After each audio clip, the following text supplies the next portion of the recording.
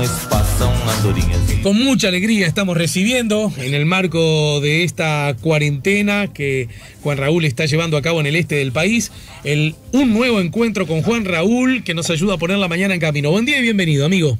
Buen día, Alejandro. Bueno, un gusto estar con todos ustedes. La verdad es que me empezaron a crujir las tripas después de las descripciones que hiciste. No, porque además esto podemos decirlo sin caer en ninguna infidencia, tanto Juan Raúl como yo tenemos esas mismas debilidades por el morfe, ¿no?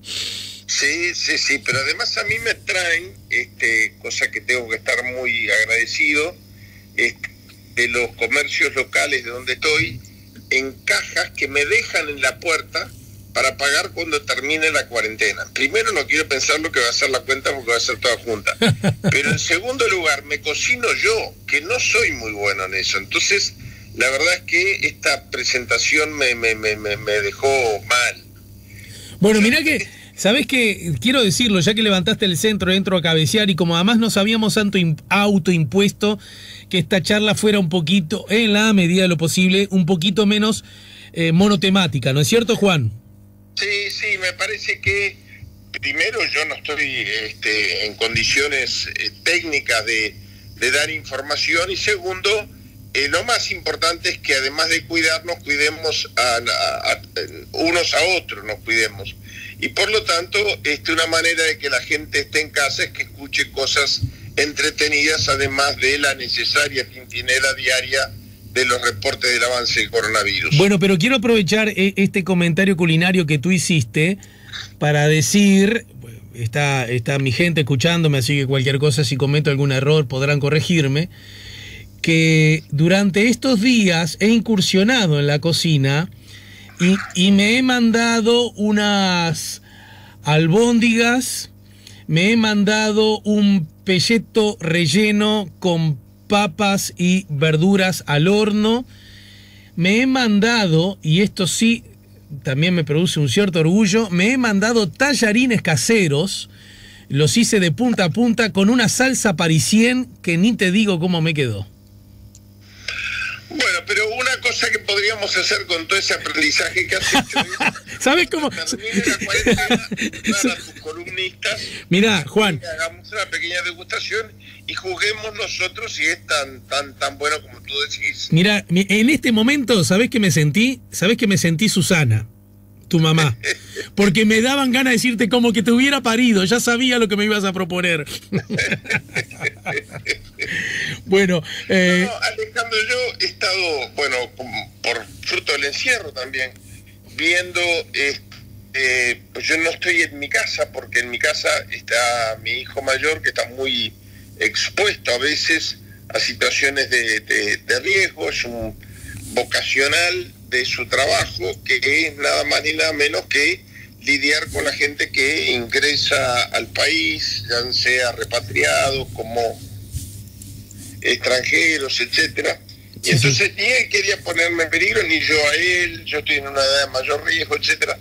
Y estoy en una casa de unos amigos que muy solidariamente la tienen para alquilar en verano y me la han prestado.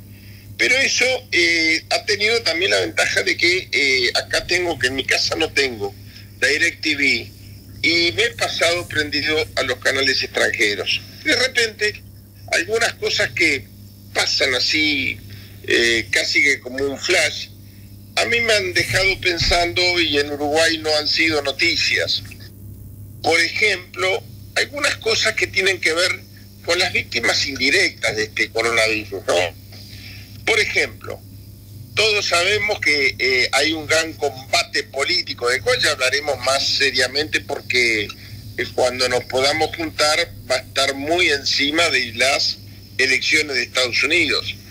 Pero resulta que el gran combate político que allí se libra no es entre el presidente Trump y quien será el candidato seguramente a la presidencia, el ex vicepresidente Joe Biden, por el Partido Demócrata, sino que quien realmente ha puesto en jaque 2 o 3 veces, yo creo que si esto se hubiera sabido, el candidato a presidente hubiera sido él, pero bueno, jugaron ahí los tiempos políticos.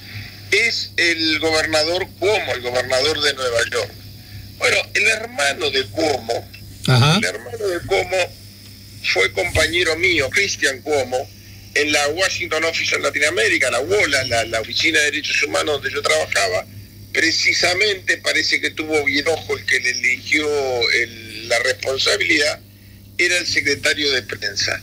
Y ha sido también un gran combatiente, recomendando a la gente quedarse en casa, nada más ni nada menos que en Estados Unidos, en Nueva York, que se ha vuelto el epicentro del virus. Y parece una cosa increíble del destino, porque un día terminó su programa diciendo: nosotros acá somos unos privilegiados porque venimos en coches desinfectados, con tapabocas, guardamos la distancia entre los colegas, etcétera.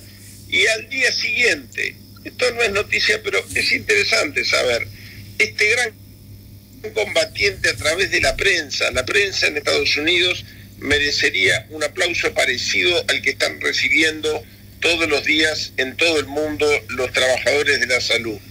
Bueno, Cristian Cuomo, este viejo amigo a quien aprecio mucho, cayó enfermo de coronavirus y sigue haciendo, fíjate tú, ¿no?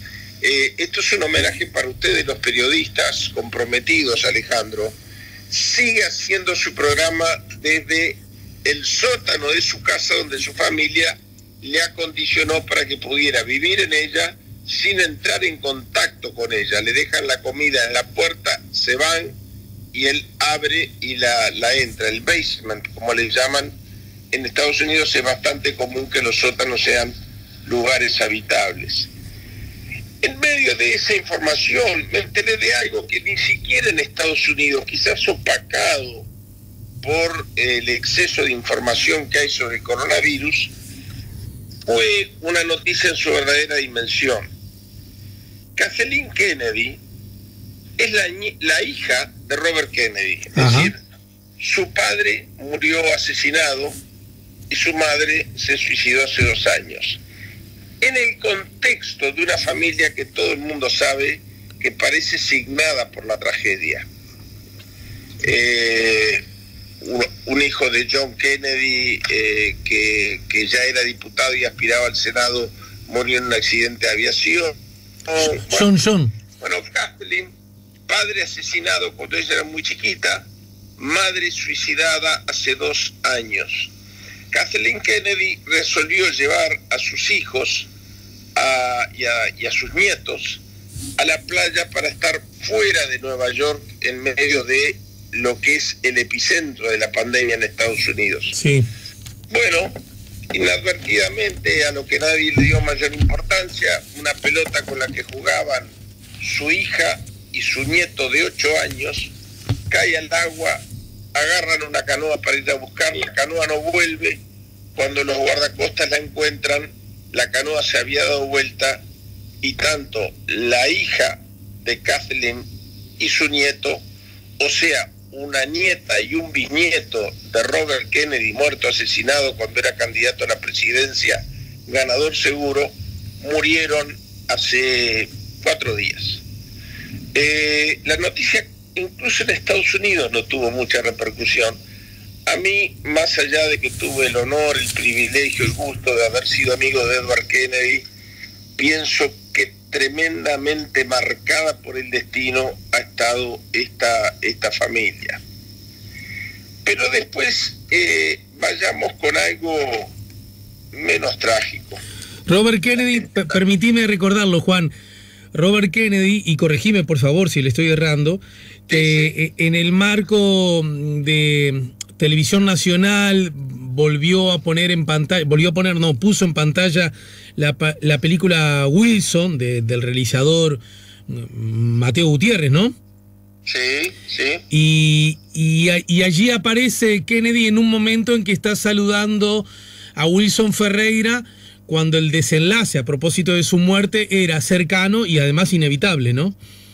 Sí, este es Edward Kennedy, el único hermano de esa franja, de esa generación, que, bueno, murió muy joven, relativamente joven, de un cáncer. Ese era Edward Kennedy, senador por Massachusetts. Sí, Edward, sí. Un amigo nuestro. Ahora, fíjate, mostrando lo que es la tragedia de la familia Kennedy, de los hijos, de los hermanos varones de Edward, el único que murió por una enfermedad fue él. Un hermano murió en la guerra, el otro murió siendo presidente de Estados Unidos y el otro murió cuando estaba por ser presidente de Estados Unidos. Jim, John y Robert. Es decir, esta misma referencia que tú haces, que sí muestra el nivel de amistad entrañable que había con la familia Kennedy a partir de nuestro, en realidad fue en el exilio que los conocimos. Tenemos un amigo en común, muy amigo de la familia Kennedy, que realmente fue el que me dio la noticia de la muerte de la hija y el nieto de Kathleen Kennedy. Vino a saludar a Wilson cuando ya estaba muy enfermo, exactamente, y así aparecen algunas imágenes en la película de Mateo, exactamente. Exacto. Me decías que esta noticia te la dio un común amigo, ¿verdad? Sí, Joe Wedrich, que dicho sea de paso, si no fuera por la pandemia, habría recibido semanas atrás aquí en Montevideo la ciudad, bueno, se le iba a dar la ciudadanía ilustre, pero la embajada de Estados Unidos, increíble, ¿no? Comunicó a las autoridades departamentales que Estados Unidos no admite la doble ciudadanía. Obviamente la ciudadanía ilustre no es una ciudadanía para venir a votar o para tener derechos que la Constitución de la República. Entonces se le había dado un título de visitante ilustre. Bueno, no pudo venir a recibirlo, no sé cómo quedará eso.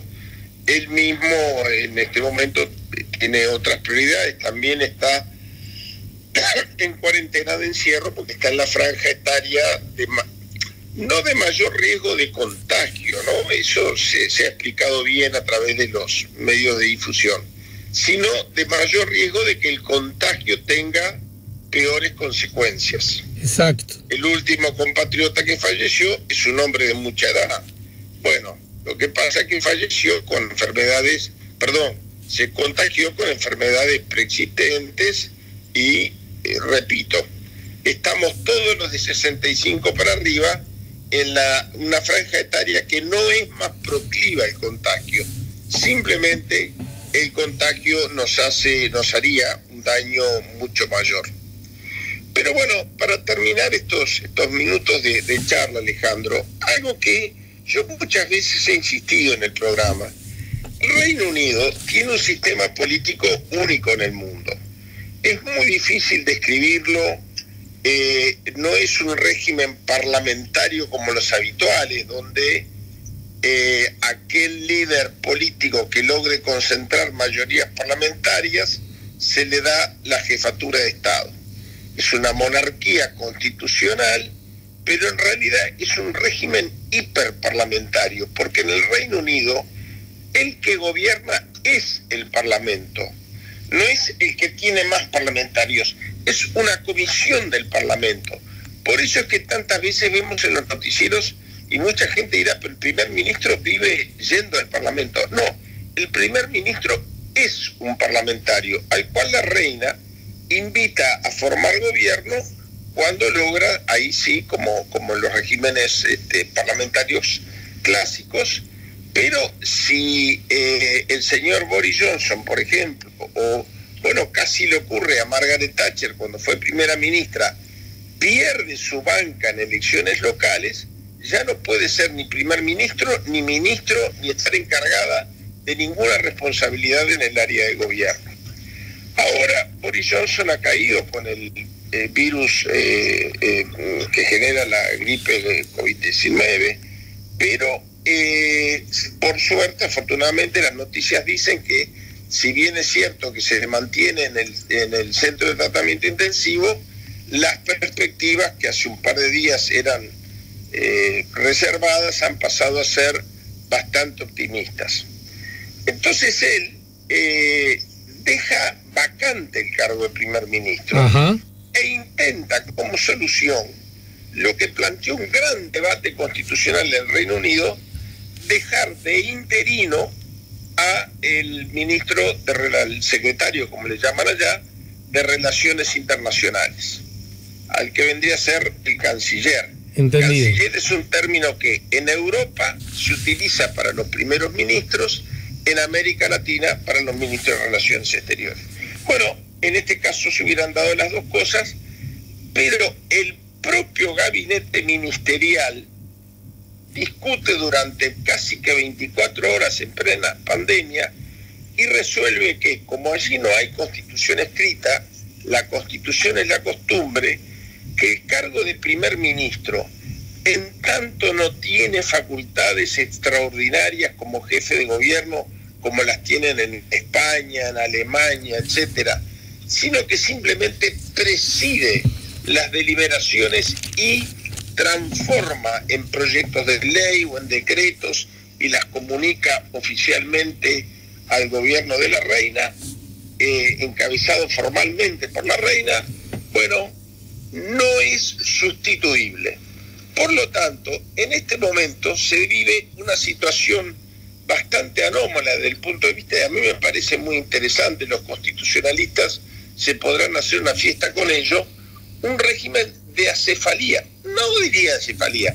Acefalía sería, no hay primer ministro. Ahora lo que hay es, mientras que él esté en el CTI, y salvo que se empeorara y la reina entonces decidiera designar un sustituto, bueno, lo que hay es un gobierno colegiado que es el Consejo de Ministros. Es decir, entendido, cuando se reúnen todos los ministros, designan un vocero después de cada reunión y ellos colectivamente son el Poder Ejecutivo, son el primer ministro. No hay un primer ministro, por más que él intentó designar un interino mientras que estuviera enfermo. Me pareció un ángulo que nos ha traído a la mesa de trabajo a todos original en medio de tanta noticia trágica y dolorosa que genera esta pandemia que nadie se esperaba, vamos a decir la verdad, a principios de año, que iba